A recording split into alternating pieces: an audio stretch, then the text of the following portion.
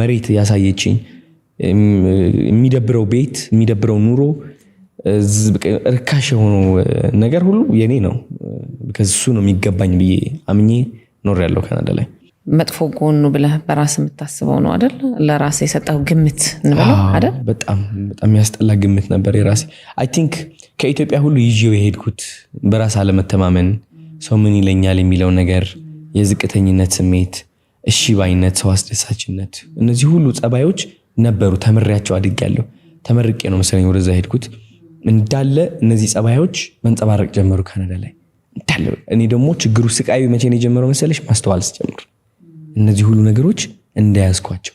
ለምን እንዳሉ አላቅም ግን በቃ የበታችነት ስሜት ይሰማኛል ሰዎችን እፈራለሁ አፍራለሁ መናገር አልችልም በቃ ሁሉ ነገር ይጠላዋለሁ ገንዘቤንም እሱ ነው የሚያሳየው ሰዎች ከኔ ጋር ቆመው ሲያወሩ እንደዛ ሊያረጉኝ ነው የሚፈልጉት because